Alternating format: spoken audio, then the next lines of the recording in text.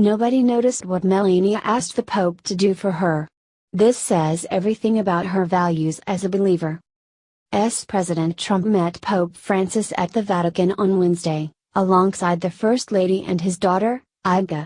This was Trump's first official visit to the Vatican, where he finally got the opportunity to meet the Pope, with whom he has had an interesting relationship so far. However, the crew was all smiles, and the Pope even broke the ice, making a joke about the president to Melania. The audio is a bit hard to hear, but the Pope made a quip to Melania about Trump's size and even offered a nod to her heritage. Melania was all smiles, but before the Pope moved on, she had one request. With her, the First Lady had brought a rosary. The rosary is a string of beads Catholics use for prayer and meditation. It is made up of beads, each signifying a special prayer. It is a deeply cherished symbol within the Catholic faith. Melania asked if the Pope would bless her rosary. The answer was, of course, yes. As the First Lady held the rosary in both hands, Pope Francis said a prayer over it and made the sign of the cross. Melania looked delighted and quietly said, "Thank you." Melania is openly religious and a practicing Christian. President Trump and Melania Trump are regular attendees of an Episcopalian church in Palm Beach, Florida. Melania often posts about her visits to the church on Instagram. She took the First Lady of Japan to her church, Bethesda by the Sea, in February to show her where we were married, where we celebrate and we pray. The Trumps also celebrated Easter service there. Melania has also led attendees at Trump rallies in the Lord's Prayer. While the First Lady is not a practicing Catholic, the blessing of the Rosary says a lot about where her priorities lie. Wasserman Schultz threatens police chief, after exposed her sick crimes. Representative W. Wasserman Schultz threatened the chief of the U.S. Capitol Police with consequences for holding equipment that she says belongs to her in order to build a criminal case against a Pakistani staffer suspected of massive cybersecurity breaches involving funneling sensitive congressional data off-site. The Florida lawmaker used her position on the committee that sets the police force's budget to press its chief to relinquish the piece of evidence Thursday, in what could be considered using her authority to attempt to interfere with a criminal investigation. The Capitol Police and outside agencies are pursuing Imran Awan, who has run technology for the Florida lawmaker since 2005 and was banned from the House network in February on suspicion of data breaches and theft. My understanding is that the Capitol Police is not able to confiscate members' equipment when the member is not under investigation, Wasserman Schultz said in the annual police budget hearing of the House Committee on Appropriations Legislative Branch Subcommittee. "We can't return the equipment," Police Chief Matthew Arver told the Florida Democrat. "I think you're violating the rules when you conduct your business that way, and you should expect that there will be consequences," Wasserman Schultz said. As one of 8 members of the Committee on Appropriations Legislative Branch Subcommittee, Wasserman Schultz is in charge of the budget of the police force that is investigating her staffer and how he managed to extract so much money and information from members. Comments. Representative W. Wasserman Schultz threatened the chief of the U.S. Capitol Police with consequences for holding equipment that she says belongs to her in order to build a criminal case against a Pakistani staffer suspected of massive cybersecurity breaches involving funneling sensitive congressional data off-site. Sponsored by Rev Content. Unbelievable German World War II photo stuns Americans. Find out more. 65,325. The Florida lawmaker used her position on the committee that sets the police force's budget to press its chief to relinquish the piece of evidence Thursday, in what could be considered using her authority to attempt to interfere with a criminal investigation. The Capitol Police and outside agencies are pursuing Imran Awan, who has run technology for the Florida lawmaker since 2005 and was banned from the House network in February on suspicion of data breaches and theft. My understanding is that the Capitol Police is not able to confiscate members' equipment when the member is not under investigation, Wasserman Schultz said in the annual police budget hearing of the House Committee on Appropriations Legislative Branch Subcommittee. "We can't return the equipment," Police Chief Matthew Arver told the Florida Democrat.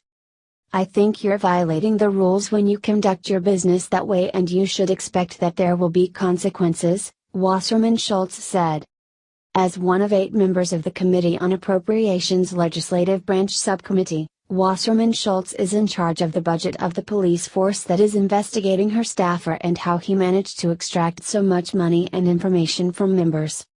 In a highly unusual exchange, the Florida lawmaker uses a hearing on the Capitol Police's annual budget to spend 3 minutes repeatedly trying to extract a promise from the chief that he will return a piece of evidence being used to build an active case.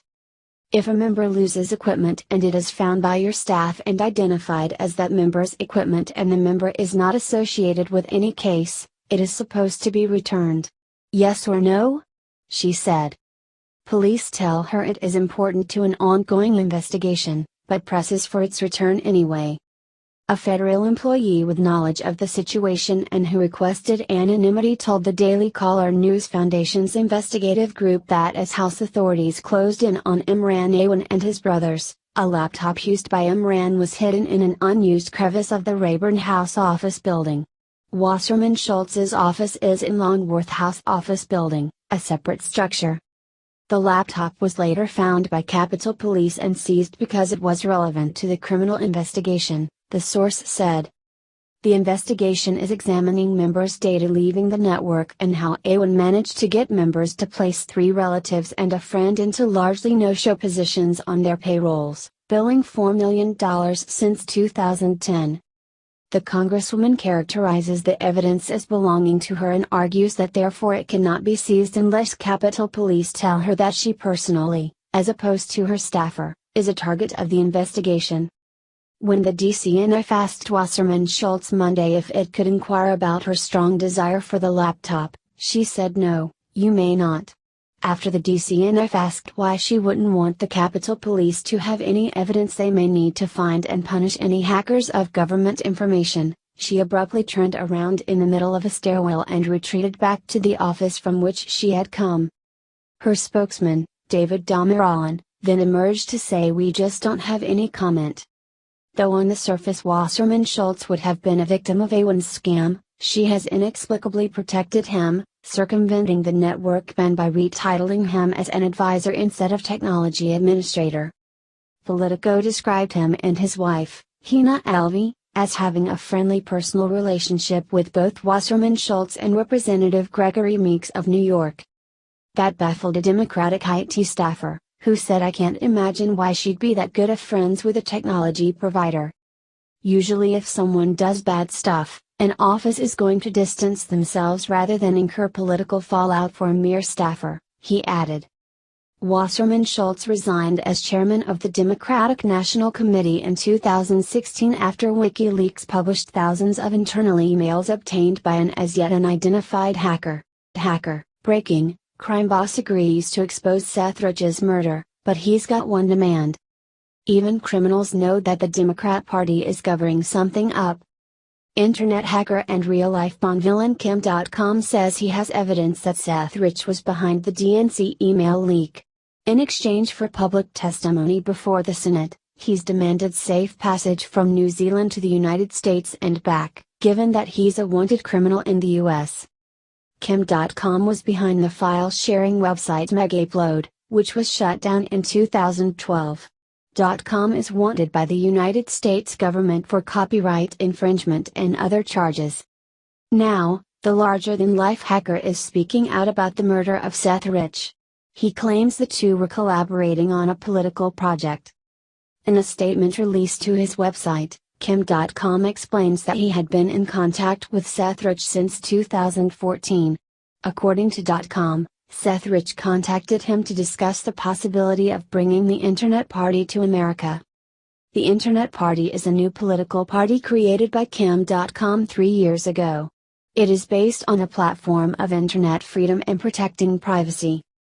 Seth Rich said he had created voter analytical tools that would be useful to launching the Internet Party in America. The two also discussed political corruption and how to change the system from the inside. Now, Kim.com is hoping to provide evidence to investigators that Seth Rich was behind the leak. Kim.com is clearly very serious and is willing to testify before the Senate under oath. As previously stated, Kim.com said he is willing to travel to America from New Zealand, provided he is granted safe passage and the guarantee that he would not be arrested. He claims that his lawyers have been in talks with special counsel Robert Mueller to make arrangements. Com made his fortune as an information broker, and he has dirt on just about anyone who is anyone. The Democrats must be squirming in their seats at the prospect of him testifying before Congress. Com has the power to bring down empires, and the Democrats have now crossed him. If Kim.com is refused safe passage, it will be a clear indicator that Robert Mueller is helping the Democrats with a cover-up. The hacker clearly has some very important information to share, and given his influence, Kim.com cannot be easily dismissed. What do you think about this? Comment below.